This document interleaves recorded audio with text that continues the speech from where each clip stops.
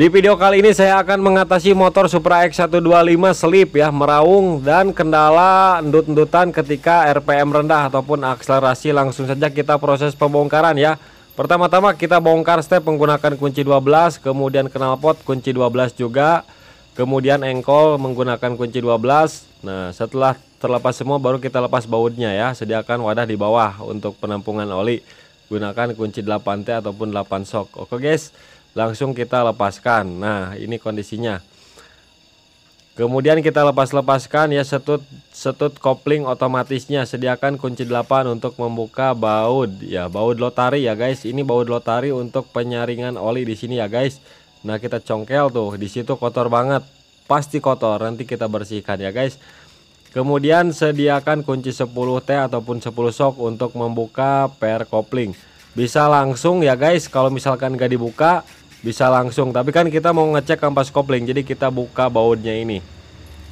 Dilepas di sini saja. Oke, semua per koplingnya sudah kita lepaskan guys.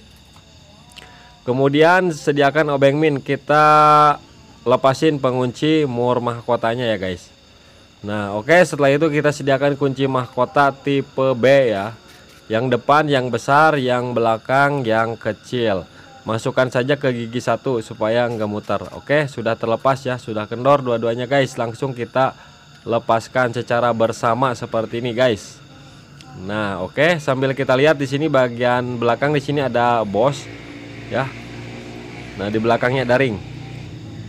Oke, kita cek. Nah, ini untuk rumah kaki 4-nya bagus ya guys, masih bagus. Cuman ini kampas koplingnya sudah kering ya, jadi itu yang menyebabkan slip. Kemudian yang menyebabkan gejala endut-endutan itu ketika akselerasi itu kampas ganda dan mangkoknya ini tuh, mangkoknya sudah aus kena ya guys. Nah, nanti kita cek ya guys. Nah guys, bisa kita lihat sendiri di sini untuk mangkoknya ini tuh, lihat dia udah mendem ya guys. Apa yang terjadi nanti kita bongkar saja. Nah, oke, langsung kita buka sepinya ya. Sepinya kita lepas menggunakan obeng min. Kita congkel tapi jangan sampai mecelang ya guys. Kalau mecelang nanti hilang. Kalau nyarinya susah ya susah ya. Kalau yang mudah kalau ada stok. Oke, tinggal kita lepas platnya ini. Kemudian ada semacam per ya, per diafragma. Kemudian plat bawah kita lepaskan juga. Nah, setelah terlepas semua baru kita lepas semua saja. Caranya mudah, tinggal ketuk dikit aja perlahan di bagian tengah ini, kampas ganda bisa naik semua tanpa harus mencopot bagian per dulu. Nah, bisa kita lihat sendiri di bagian sini ada permasalahan ya, karet dampernya itu tidak menggunakan yang besi ataupun yang khusus motor ini ya. Ini kayaknya menggunakan khusus untuk motor matic ya, karet dampernya, harusnya jangan guys. Nah, oke, di bagian mangkoknya kita ganti ya guys, mangkok ganti. Kemudian kampas ganda juga kita ganti karena kampas ganda ini sudah tipis ya guys, tuh bisa kita lihat sendiri. Yang lamanya udah tipis, kita ganti yang baru ya guys supaya ada performa lagi motornya. Oke, nah perhatikan nih, karet dampernya gunakan yang ada besi seperti ini dan gunakan juga yang bagus ya guys, jangan yang murahan supaya awet, supaya nggak cepet keras ataupun gepeng. Oke, langsung kita pasangkan ya guys. Nah, pasangkan seperti ini, semuanya kita urutin. Dan semua ini udah saya bersihkan semua ya guys, dari kotoran-kotoran bekas gesekan kampas kopling. Nah, tuh di situ biasanya banyak. Sekarang udah bersih semua. Nah, sekarang tinggal kita pasang bagian per ya, per sentrinya. Untuk per sentrinya kita tetap masih menggunakan yang lama guys. Nah, oke, kita gunakan obeng min seperti ini ya, jara bolehlah apa saja untuk mencongkel memasangkan per sentrinya tersebut guys. Nah, oke guys, setelah terpasang semua, nah kita pasang ya plat yang bawah, hati-hati jangan sampai terbalik. Kemudian pernya, kemudian plat atas, nah jangan sampai terbalik juga ya guys. Nah, oke, kita masukkan ulang. Nah, pemasangan spinya yang tumpul di bawah ya guys, yang rata di atas, tapi bolak-balik juga bebas sih, tidak ada permasalahan. Yang penting jangan sampai lepas aja seperti itu. Kemudian sediakan tang saja guys untuk proses pemasangannya. Nah, untuk tutorialnya seperti itu guys. Nah, jadi ini ya penyebab endut-endutan. Nah, ini mangkoknya ya guys, kita ganti ya guys mangkoknya tuh. Langsung kita pasang, kemudian press ataupun dipukul bebas lah ya paku kelingnya. Nah nanti kita pasang paku keling, mau dipres mau dipukul itu bebas, terserah Anda semuanya. Yang penting presisi dan pas. Oke, langsung kita proses rakit guys. Kasih oli dulu ya semuanya. Semua udah kita bersihkan. Kemudian di sini ada semacam bos ya dari aluminium itu untuk jalur oli. Kemudian pasang bos di belakang rumah kopling.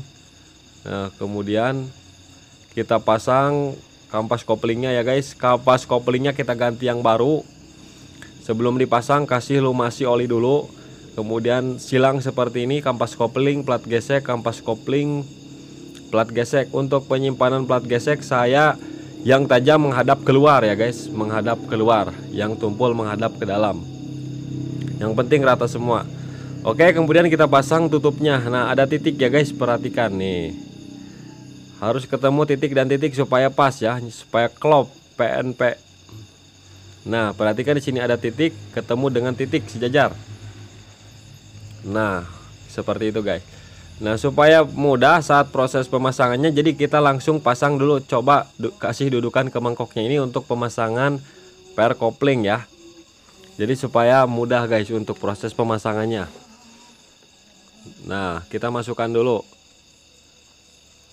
Nah, masukkan, kemudian langsung kita pasang per koplingnya. Nah, per koplingnya. Jadi tutorial ini simple, mudah guys. Nah, kemudian langsung kita pasang ya baut-bautnya dan dudukannya.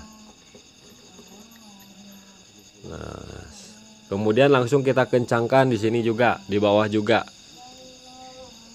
Ini posisi belum dipasang ring belakangnya ya, gampang ring mah.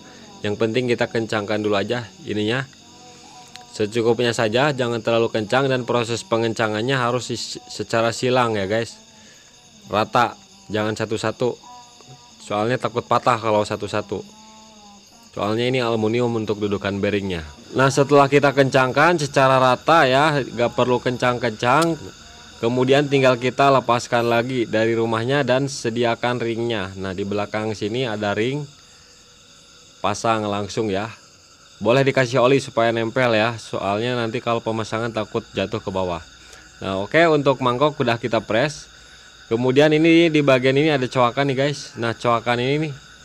Coakannya ketemu coakan, jadi diputar ke belakang gigi yang kecilnya ini ya. Nah, oke, kemudian pasang bosnya di situ, kemudian kasih oli di sini sambil kita cek jalur olinya ya guys.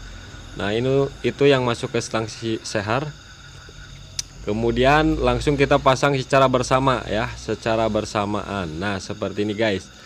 Nah, oke, secara bersama sambil diputar-putar, sambil ditekan sampai benar-benar masuk.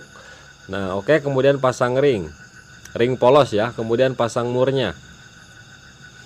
Nah, kemudian langsung kita kencangkan saja di sini guys. Nah, kencangkan, oke, secukupnya. Kemudian putar-putar, dia berputar guys. Harus sampai berputar seperti itu ya. Kita kasih pelumasan di sini ya. Kemudian di bagian kampas otomatisnya kita kasih pelumasan. Dalam-dalamnya juga kita kasih guys. Oke, kemudian kita pasang ya. Tidak ada ring-ring lagi kecuali di Supra Pit New itu ada ring ya sebelum kampas ganda ini. Oke, langsung kita putar. Nah, kemudian pasang ring pengunci, kemudian ring outside, kemudian mur ya. Nah, langsung kita kencangkan pakai tangan dulu. Kemudian langsung kita kencangkan menggunakan impact ya, secukupnya saja ya guys. Nah, secukupnya saja. Oke, kemudian kita kunci ya, kunci supaya nggak kendor. Nah, satu aja kuncinya. Setelah itu ini ada packing ya guys, pasang packing kertas, kemudian langsung kita pasang ya bautnya. Baut-bautnya kita kencangkan dulu menggunakan obeng. Nah, setelah rata baru kita kencangkan menggunakan kunci 8T. Untuk cara pengencangannya seperti ini ya. Ini tutorial simple dan mudah, pakai kunci 12 ring. Diganjelin seperti ini ya guys.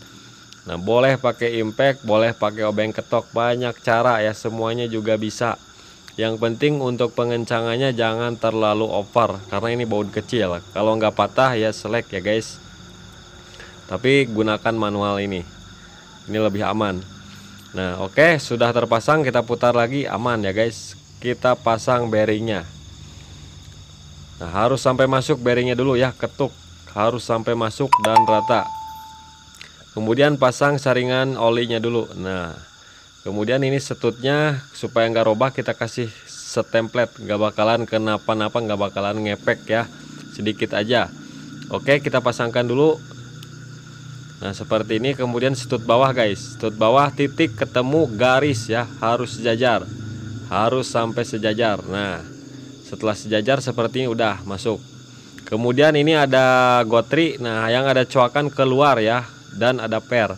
Jangan sampai kebalik posisi ini guys, jangan sampai terbalik. Nah kita paskan di sini harus diam ya, posisinya diam, jangan sampai jatuh nanti ketika proses masang. Nah diam. Kemudian kita pasang packing, ada 2 buah pin dowel ya di blok tuh, jadi packingnya diem. Nah kemudian di bagian ini wiringnya kita kasih oli. Nah kasih oli langsung kita pasang guys. Nah kita pasangnya berhati-hati juga ya. Nah pelan-pelan masuk. Kemudian setelah pas tekan, udah plak langsung masuk ya. Kalau misalkan ada bunyi kelenteng berarti itu murag, jatuh ke bawah, harus dibongkar, dipastikan lagi. Kemudian tinggal kita pasang semua baut-bautnya ya, baut yang agak panjang disimpan di bagian pin dowel. Oke, kita kencangkan secara rata dan silang. Kemudian tinggal kita pasang knalpot, pasang engkol, pasang step, olinya dimasukin. Nah baru kita tes. Nah kita tes, oper gigi lancar ya, tidak perlu penyetelan kopling lagi. Kalau misalkan kurang kopling atau terlalu enggak ngopling, bisa disetel di bagian kanan. Jadi seperti itulah guys untuk tutorialnya ya.